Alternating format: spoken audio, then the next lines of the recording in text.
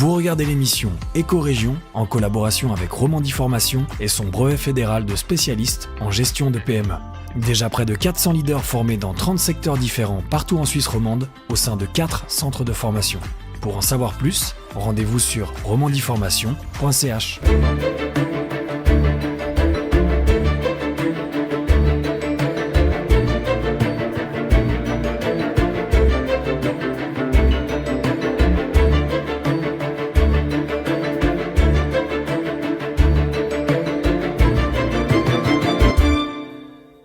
Madame, monsieur, bonjour ou bonsoir et bienvenue dans Éco-Région, votre émission 100% économie sur NRTV à retrouver une fois par mois. Ça y est, c'est bientôt l'été, la saison des festivals est lancée et ce mercredi 5 juin et jusqu'au 8 juin se tient le Caribana Festival sur la plage de Cran. Alors, saison des festivals lancée, mais aussi plein de points d'interrogation autour du marché de la musique avec le récent naufrage du Vibiscum Festival à Vevey. Comment gère-t-on un festival de musique dans nos contrées? Eh bien, on en parle avec vous, Julien Rouillet. Bonjour. Bonjour Alexandre. Julien, merci d'être notre invité. Vous êtes le nouveau co-directeur du Caribana Festival. C'est à cette occasion que l'on vous reçoit, puisque avec votre entreprise Sold Out Productions, que vous dirigez, une agence de booking d'artistes, eh bien, cette année, vous avez décidé de vous investir dans le Caribana Festival. Vous en êtes le co-directeur avec Samuel Gallet.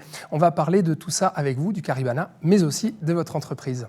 Et bonjour Stéphane Meyer. Bonjour Alexandre. Merci d'être avec nous. Alors vous allez nous rejoindre après sur le plateau, mais déjà on va commencer par parler du Caribana Festival. Petite présentation, quelques chiffres, qu'est-ce que c'est le Caribana ? Très volontiers. Alors en effet, le Caribana Festival, tout le monde le connaît dans la région. C'est un festival qui existe depuis 1989, la création du festival sous forme associative. Aujourd'hui, c'est jusqu'à 30 000 spectateurs sur 4 soirs. Il y a eu des éditions à 5 avec des journées supplémentaires. Aujourd'hui, on est environ à 30 000. Le budget pour une édition, c'est 3 millions. Donc un budget qui est souvent en augmentation depuis ces dernières années.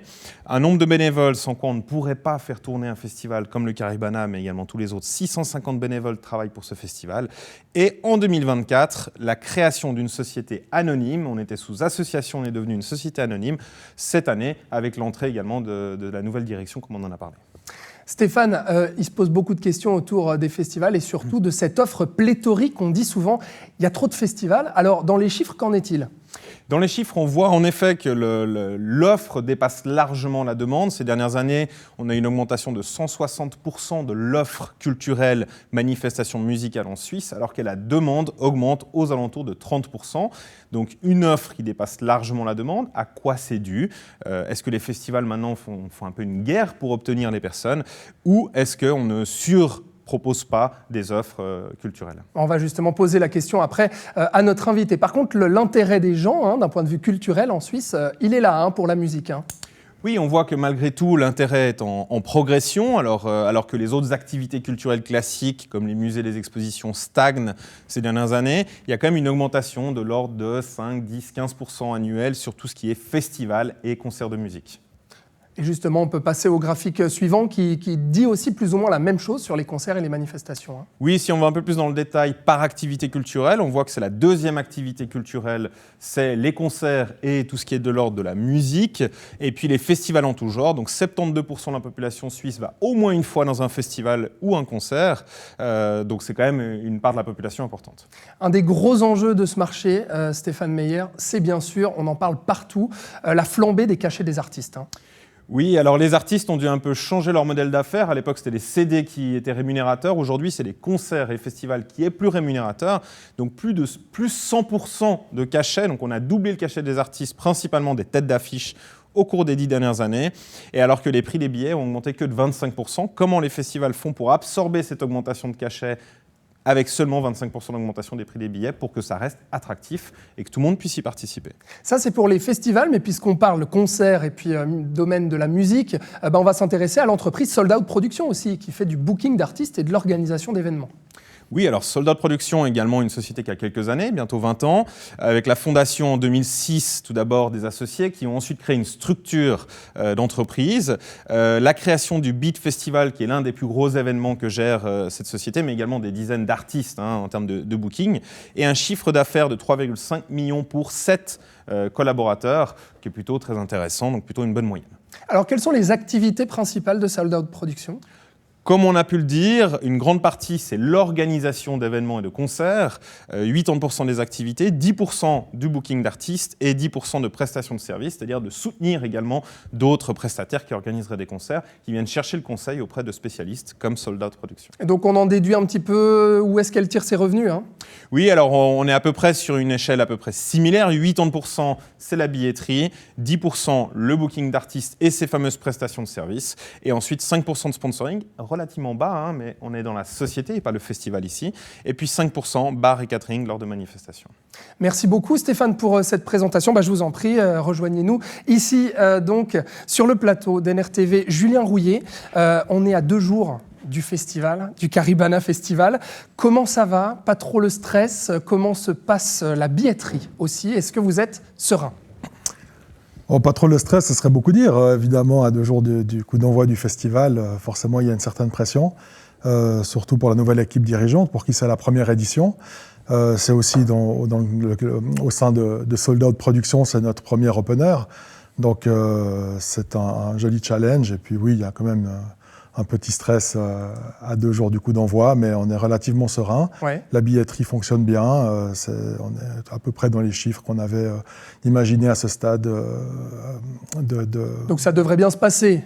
Ça devrait bien se passer. Il faut juste attendre le soleil parce qu'on sait qu'un open air dépend énormément de la météo. Alors, je vais juste rappeler un tout petit peu que l'année passée, le Caribana était dans une mauvaise posture financière. C'était très compliqué, dû à un manque à la fois des entrées, mais aussi de gestion des coûts. Julien Rouillet, vous avez été appelé à la rescousse et même vous êtes venu à la rescousse du Caribana Festival en devenant associé et en épongeant les dettes du festival, en créant cette entreprise. La question est simple. J'aimerais savoir pourquoi est-ce que vous êtes venu à la rescousse du Caribana ? Disons que le contact s'est fait par différentes personnes interposées. Caribana, l'association était effectivement en situation un peu délicate au niveau financier en fin d'année dernière. S'est mise à rechercher quelques partenaires sous différentes formes. C'est comme ça qu'on a été contactés.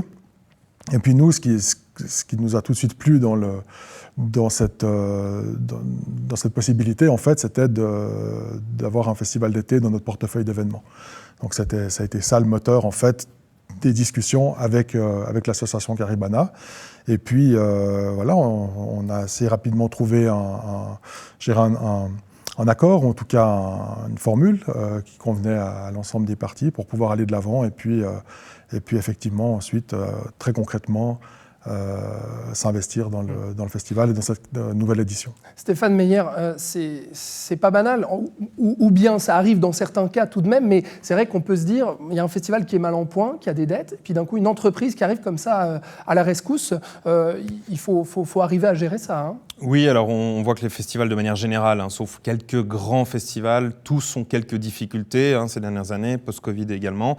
Et la recherche de partenariats privés-publics, de sponsors plus importants, c'est une des solutions. Là, la recherche d'autres partenaires privés a permis d'assainir un petit peu les caisses. C'est justement peut-être aussi une des questions. Juridiquement parlant, on passe d'une association à une société anonyme. Quelles en sont les raisons et avantages aussi de ce changement ? Alors, on n'est pas encore tout à fait dans ce cas de figure. L'association Caribana reste active et c'est l'association qui reste organisatrice du festival. De cette édition-là. En tout cas, de cette édition, pour l'instant. C'est clair que dans le contexte de reprise extrêmement récent, pour l'instant, on n'a pas fait de plan sur la comète sur les années futures. Il s'agit d'abord, et c'était la priorité cette année, de réaliser cette édition 2024, la 32e édition. Et puis, là aussi, pour des raisons évidentes d'organisation, c'est l'association qui réalise cette édition. La société Caribana Productions a été créée pour permettre justement l'aide financière à l'association. Et puis, c'est un cadre qui a été mis en place pour garantir le financement de cette édition 2024 et puis la bonne marche du festival. Est-ce qu'une structure en société anonyme permet justement d'avoir une comptabilité, je dirais un peu plus stricte et un peu plus contrôlée, plus facile à piloter sous forme de SA ou avec des contraintes peut-être plus strictes, mais qui permettent d'éviter certains débordements peut-être. Ça permet, disons, de professionnaliser la gestion de l'événement et puis évidemment la gestion des finances par rapport à une association. Je veux dire, même si les choses étaient faites de manière correcte jusque-là, ça reste une association. C'est pas la même chose en termes de responsabilité, en termes de management, en termes de pilotage. Donc on a voulu mettre en place cette structure professionnelle pour garantir le bon fonctionnement, je dirais, de cette édition et puis le financement de l'événement dans le futur. Il y avait des dettes, Julien Rouillet, effectivement, à éponger. C'est pour ça que vous êtes venu, on l'aura compris aussi, à la rescousse du festival. Je sais que ça a défrayé la chronique aussi. Certaines entreprises avec qui vous avez travaillé ont pu dire à certains médias qu'elles n'avaient toujours pas été payées. Aujourd'hui, qu'est-ce que vous pouvez dire sur le paiement de ces dettes ou non ? Aujourd'hui, il n'y a plus aucune dette. La situation financière, elle est totalement saine par rapport à 2023. Donc, toutes les dettes ont été réglées, tout le monde a été payé, donc la situation est saine. C'était évidemment une condition pour pouvoir réaliser cette édition 24. Comment est-ce qu'on peut expliquer justement cette situation ? On sait que le Covid a nécessairement été très difficile pour tous les événements culturels. Est-ce que c'est le seul coupable ou il y a d'autres raisons qui pourraient justifier qu'il y avait des dettes en souffrance ou que je dirais que financièrement c'était difficile ? Les cachets d'artistes est une raison. Est-ce qu'il y aurait d'autres éléments qui pourraient expliquer ces difficultés ? Bon, c'est sûr que les 2 années de Covid ont mis à mal l'organisation. Il n'y a pas eu d'édition. Il y a quand même eu un certain nombre de frais. Il y a des coûts fixes aussi. Il y a un certain nombre de coûts fixes, effectivement. Donc, je veux dire, l'association a puisé dans ses réserves. Et puis, les 2 éditions en sortie de Covid n'ont pas forcément atteint les résultats espérés. Et puis, derrière, il n'y avait pas forcément non plus beaucoup de réserves. Et il a suffi d'une édition un petit peu plus délicate en 2023 pour précipiter les comptes dans le rouge et puis mettre l'association en difficulté. Donc il y a pas mal d'enjeux, effectivement. On l'aura compris, le business model pour le moment de Caribana Productions n'est pas encore totalement défini. On laisse passer cette édition encore organisée par l'association et ensuite on verra l'avenir avec vous. Vous reviendrez sur ce plateau, Julien Rouillet, pour parler un petit peu plus de l'avenir. Mais parlons peut-être, Stéphane, du marché des festivals et de la manière dont on gère un festival aujourd'hui. On les a vus les enjeux dans cette présentation, et notamment dans l'actualité, le naufrage du Vibiscum Festival à Vevey qui devait se passer là, à la fin mai et qui finalement a annulé son édition à quelques jours de l'événement, qui ne peut toujours pas rembourser les billets. Enfin, c'est un naufrage total. Donc, on a envie de savoir aussi comment est-ce qu'on fait quand on doit gérer un festival pour ne pas tomber dans ce cas de figure, Stéphane. Oui, c'est un petit peu ce que vient d'expliquer M. Rouillet, c'est-à-dire que c'est le manque de professionnalisation du travail. Vibiscum était une belle initiative, tout le monde était content de voir que ces choses existaient, mais qui était encore... peut-être pas Julien Rouillet, je ne sais pas, un concurrent supplémentaire. Ça reste intéressant pour le marché globalement, on va dire, c'est le marché se porte bien, mais c'est quelque chose qui aujourd'hui est devenu de plus en plus complexe, qui demande à être professionnalisé, et en effet, Vibiscum, on l'a vu, malheureusement n'a pas couvert les dettes de l'année passée, on a essayé de relancer cette année, et voilà, il y a cette intelligence que vous avez eue qui était de dire qu'il faut d'abord qu'on couvre 23 avant de s'engager sur 24. Donc je ne sais pas quel est votre sentiment sur ce naufrage ou sur cet abandon d'édition de Vibiscum. Bon, je pense que beaucoup de choses ont été dites sur Vibiscum. Il y a une chose qui est sûre, c'est qu'il y a eu un phénomène de précipitation. C'est un événement qui s'évolue très vite, très grand, très important. Vite grandi, voilà. Ouais, et les organisateurs de ce festival ont voulu aller beaucoup trop vite, je pense. Quand on voit, effectivement, dans le marché actuel, qui est quand même relativement tendu, vous l'avez montré avec quelques chiffres.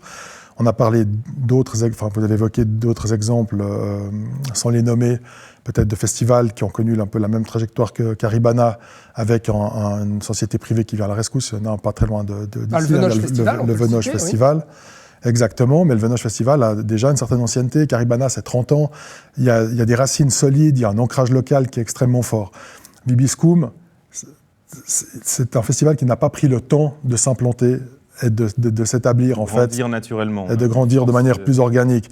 Alors, il y avait un modèle business, un business model différent, avec un certain nombre de moyens à disposition qui leur ont permis de faire une édition assez retentissantes en 2023, mais la réalité des chiffres les a rattrapés sur 2024, malheureusement pour tout le monde, parce que c'est une perte pour les spectateurs, évidemment pour les organisateurs, c'est une situation qui est difficile à gérer. Pour les partenaires du festival, voilà, ça fait du bien à personne, cette situation. Mais on se pose quand même la question éternelle qu'on pose depuis maintenant près de 15 ans. Y a-t-il trop de festivals, Julien Rouillet? On a vu ce chiffre, plus 160% depuis 2009 de propositions, pas que de festivals, mais de manifestations musicales dans tout le pays, avec une demande finalement, Stéphane le disait, qui a du mal à coller finalement à cette offre pléthorique.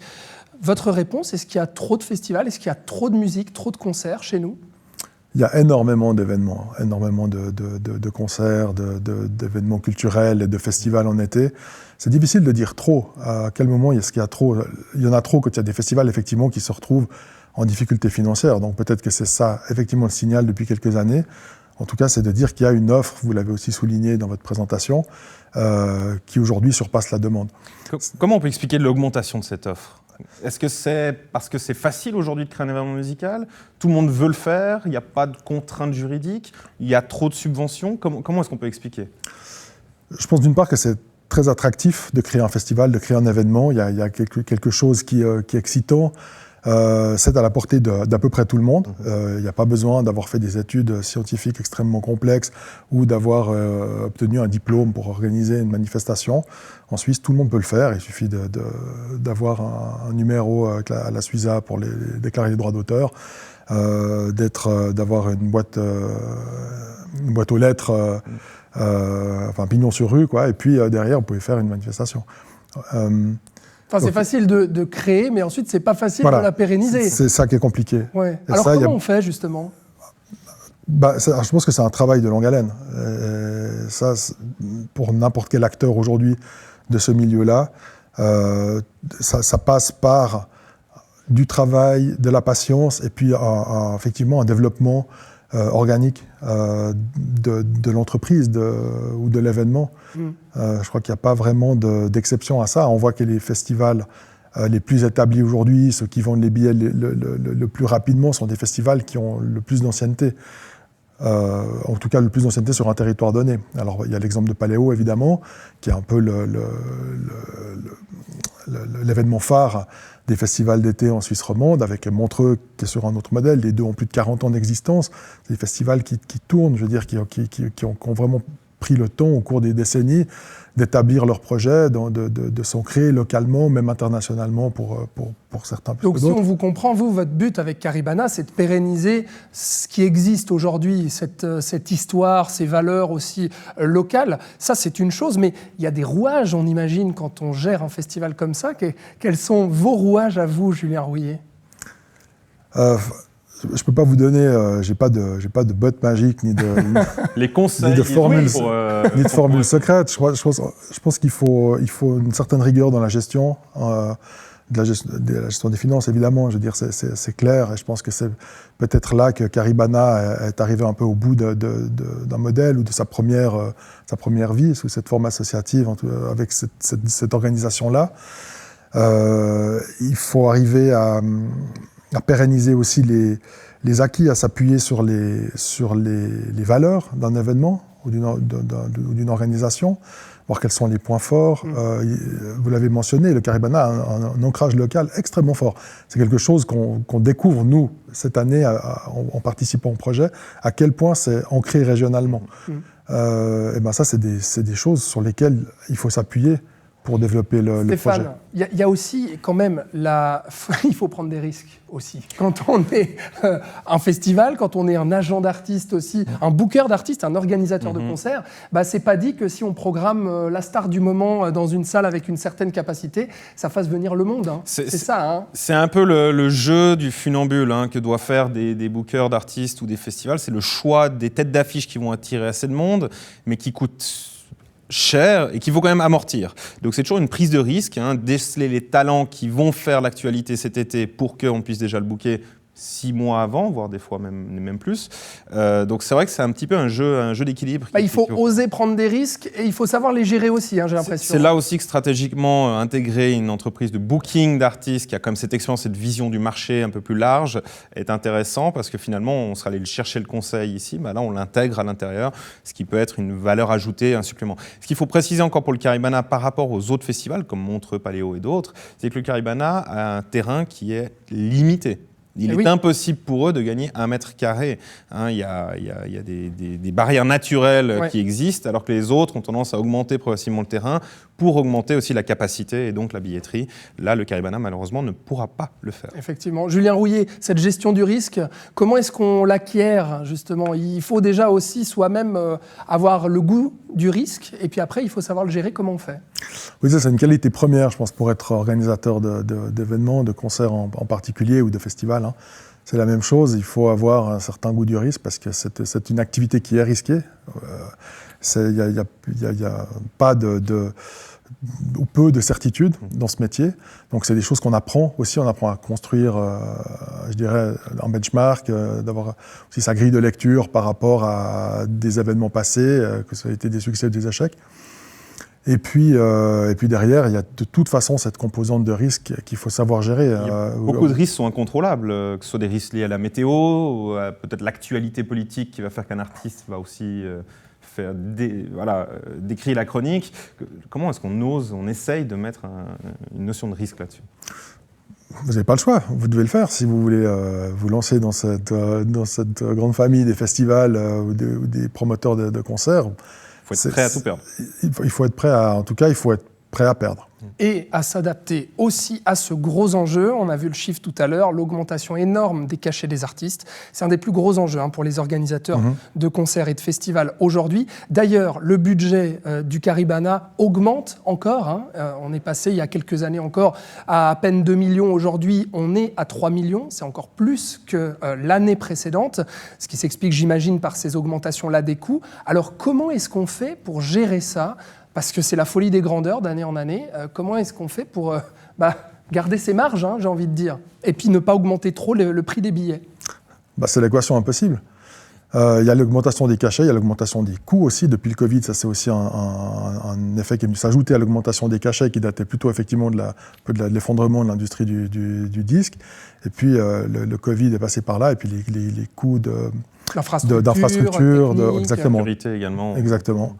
Donc tous ces coûts ont explosé et effectivement, la réponse en général, c'est quels sont les leviers pour essayer de maintenir la marge, c'est d'augmenter les recettes, donc d'augmenter les prix des billets, essayer d'augmenter la manne de sponsoring, mais là on est plutôt dans un marché où la manne de sponsoring décroît. Et puis il y a les recettes du coup F&B, mais là c'est pareil, à un moment donné il y a une limite. Aujourd'hui on est dans un contexte potentiellement de crise économique un peu latente.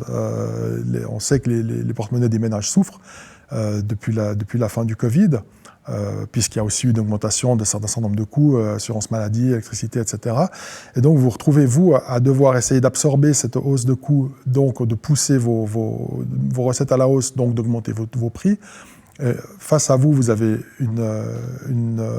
un public qui est là, qui aimerait bien venir, mais qui fait face à d'autres contraintes et donc qui est dans une dynamique inverse, de plutôt économiser sur ce genre de dépenses. Donc c'est très compliqué et en fait, je dis l'équation impossible parce qu'en fait, il n'y a pas d'autre solution que de réduire les marges. C'est ce qui fait qu'il y a plusieurs manifestations qui se sont trouvées en difficulté ces dernières années et d'autres vont s'en trouver également, parce qu'il y a aussi, par rapport au cachet, évidemment il y a l'augmentation, mais il ne s'agit pas juste de savoir si l'artiste qu'on va engager pour jouer dans 8 mois, dans 12 mois, il va être toujours au top ou pas au top. Vous avez tous vos concurrents autour qui se posent la même question et vous devez vous bagarrer pour avoir l'artiste. Tout va donc, très vite, quoi. Tout va très vite et c'est là que vous n'avez pas le choix d'avoir une discussion sur le prix du cachet, est-ce qu'il est réellement corrélé à la valeur de l'artiste ou le nombre de billets qui va être vendu? C'est impossible. Le prix du cachet, c'est le prix que celui qui voudra avoir l'artiste sera d'accord de mettre sur la table. On parle de cachet. Aujourd'hui, le plus gros cachet dépensé pour un artiste qui joue au Caribana, c'est quoi? Environ 200 000. 200 000. C'est le maximum que vous pouvez dépenser. On sait que si on parle de Paléo ou Montreux, on peut aller jusqu'à 1 million quasiment pour un artiste ou une artiste. Caribana, c'est 200 000, pas plus, pour une tête d'affiche? Je dirais, là on revient dans la gestion du risque. Non, on pourrait offrir plus, augmenter les budgets artistiques, augmenter le budget global de la manifestation, en spéculant sur une hausse des recettes sponsoring. Voilà. Une donne est claire, et vous l'avez relevé aussi, c'est le site du Caribana, il n'est pas extensible. Donc au niveau de la jauge de billets, c'est une donne qui est fixe. Donc on peut jouer que sur les prix des billets, qui ont augmenté un petit peu cette année. Mais alors, c'est pas viable, ça. Excusez-moi, mais Stéphane, la réduction des marges pour un business comme celui de Julien Rouillet, que ce soit pour son entreprise Sold Out Production ou le Caribana, à l'avenir, les budgets qui flambent et les marges qui se réduisent, ça devient compliqué, non ? Alors, c'est sûr que si on met tout bout à bout, on se pose un petit peu la question de la viabilité de cette activité. Alors, je dirais qu'il faut une taille critique. Passer une certaine taille critique comme montre Paléo et quelques autres en Suisse alémanique, on peut se permettre d'absorber ces choses. Mais là, c'est vrai qu'on va se demander où est-ce qu'on fait de l'économie, où est-ce qu'on fait d'autres rentrées d'argent pour absorber ce changement un peu structurel du milieu. Aujourd'hui, peu de réponses. Il y a du travail qui est fait par Caribana, mais quelles sont peut-être les pistes de l'avenir pour essayer un petit peu de continuer cette réduction de coûts, cette augmentation de rentabilité. Il y a eu des tentatives avec le dimanche pour les enfants, il y a eu un e-sport qui était engagé, il y a eu des concerts en ligne qui avaient été organisés pour générer d'autres sources de revenus. Est-ce que c'est toujours dans la stratégie Caribana et quelles sont les autres pistes ? Alors, il y a une piste qui a été étudiée déjà ces dernières années et qu'on va continuer à étudier, c'est de développer l'offre VIP. C'est-à-dire, comme on ne peut pas augmenter le nombre de personnes sur la surface, c'est de développer l'offre sur les terrasses VIP. Donc, on va essayer de monter un peu en hauteur. C'est déjà le cas depuis 2 ans, je crois, avec une infrastructure VIP, avec un étage supplémentaire qui permet de vendre des loges à des sponsors, de vendre des prestations VIP à des entreprises. Donc, on fait pas mal de B2B. Est-ce que c'est pas un risque, ça aussi ? Parce que je sais qu'il y a eu souvent des critiques par rapport au Caribana là-dessus, que le public disait il développe beaucoup trop le VIP, ça devient un peu un festival pour entreprises. Ça, c'est pas un risque aussi en termes d'image ? Ce qu'il faut comprendre, c'est que comme dans les stades de foot, c'est finalement les 10% de VIP qui subventionnent les 90% des billets restants. Je pense qu'on est un petit peu sur une structure un peu similaire au Caribana. Disons que c'est un des modèles. À défaut de pouvoir augmenter la jauge, c'est ça la possibilité en fait sur ce site qu'on va continuer à étudier et à essayer de développer. Et puis en fait, effectivement, je peux comprendre que ça puisse susciter quelques mécontentements par rapport au public, mais ce qu'il faut comprendre, c'est que soit c'est ça, soit le Caribana ne peut plus vivre sur ce site-là. Un petit mot sur votre entreprise aussi, sur les enjeux d'un organisateur de concerts. On ne parle plus du Caribana, là, mais vraiment de votre entreprise Sold Out Production. Quels sont les enjeux qui s'offrent à vous ? Je précise que vous êtes spécialisé aussi dans le hip-hop depuis votre création. C'est aussi ça qui a fait votre succès à Sold Out Production, parce que le hip-hop est devenu petit à petit un genre très lucratif, qu'on a retrouvé beaucoup dans les festivals. J'imagine que vous avez pu beaucoup placer des artistes tout au long de ces années. C'est une partie des choses qui expliquent votre succès. Mais quels sont les autres enjeux aussi maintenant pour vous, pour votre entreprise ? Alors effectivement, le rap, ça a été très porteur pour nous. On n'a pas été spécialisé dans le rap dès la création de l'entreprise. On a fait un certain nombre de concerts au tout début de l'aventure, mais je dirais derrière, on a eu la chance d'avoir été au bon moment pris dans cette vague des musiques urbaines qui ont explosé autour des années 2011-2012. Et puis c'est vrai que ça a été fondateur au niveau du succès de Sold Out Production, c'est ce qui nous a permis de grandir. Mais à contrario, cette situation fait qu'on s'est retrouvé un petit peu enfermé dans ce genre musical. Et puis un des enjeux pour pouvoir d'une part stabiliser l'entreprise et puis continuer à développer nos affaires, c'est justement de diversifier. L'aventure Caribana fait partie de cet objectif de diversification. Vous avez peur que le hip-hop passe de mode ? Les modes passent, ça c'est une certitude. Toutes les modes passent. Le hip-hop est là depuis quand même longtemps. Moi je suis un grand fan de hip-hop depuis le début des années 90. Je n'ai pas l'impression que le hip-hop il y a eu des temps un peu plus faibles, mais globalement c'est les années 2000, on va le dire. Un petit peu, début 2000, comme ça, mais globalement c'est quand même un genre qui est devenu la pop aujourd'hui. C'est la pop des jeunes aujourd'hui. J'entends le hip-hop, c'est l'hip-hop. Et donc c'est solide. Ça semble costaud, ça semble parti pour durer, mais rien n'est éternel. Et puis on a une position, je dirais, confortable pendant un certain nombre d'années, mais il y a aussi énormément de nouveaux acteurs qui émergent tout le temps. C'est un travail aussi de renouvellement constant des relations qu'on a avec différentes agences, avec les managements d'artistes. Je dirais, on ne souhaite pas en tout cas s'en tenir à ce genre-là pour pérenniser ce lot de production. Il faut se diversifier, donc dans d'autres genres musicaux. D'autres genres musicaux, d'autres genres artistiques, l'humour par exemple. C'est quelque chose qu'on développe aujourd'hui depuis une année et demie. Très lucratif l'humour. Hein. C'est quelque chose qui fonctionne relativement bien. Il y a aussi beaucoup de concurrence, donc je dirais la poule aux œufs d'or semble un petit peu tarie, j'allais dire. C'est pas la bonne formule, mais voilà, vous m'aurez compris. Mais ça reste très intéressant. Puis pour nous, ce qui est intéressant aussi, c'est qu'on va trouver un autre public avec ça. C'est-à-dire qu'on n'est pas en train de partager notre terrain de jeu, le public qu'on a avec les concerts, et de dire, bon, c'est une partie à qui on va donner quelque chose de différent. Non, on va vraiment chercher un autre public. Les publics et les genres artistiques, on l'aura compris. Stéphane Meyer, une dernière question pour Julien Rouillet. Alors j'allais demander un petit peu quelles sont les autres diversifications envisagées. Une entreprise peut toujours se diversifier, soit en prenant son public et l'amenant ailleurs.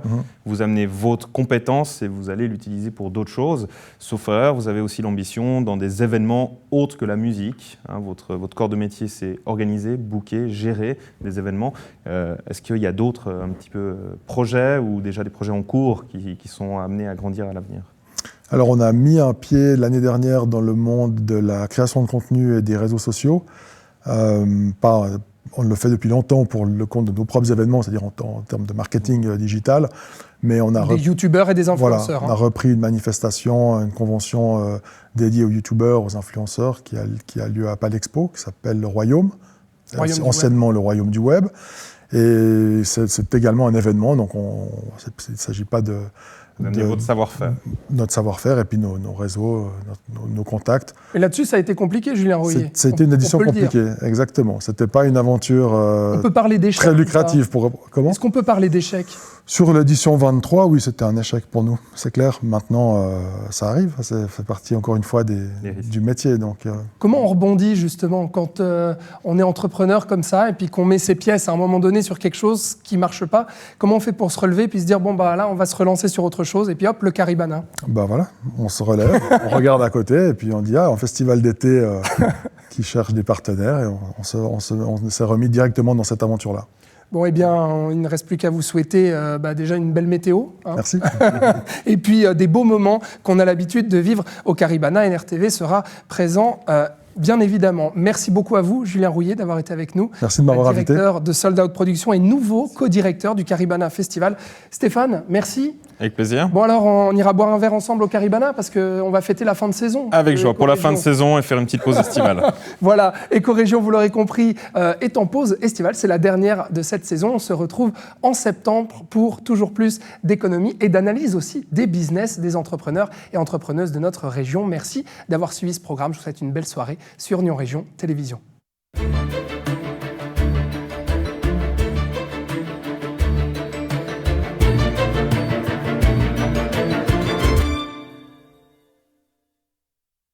Vous regardez l'émission Éco-Région en collaboration avec Romandie Formation et son brevet fédéral de spécialiste en gestion de PME. Déjà près de 400 leaders formés dans 30 secteurs différents partout en Suisse romande au sein de 4 centres de formation.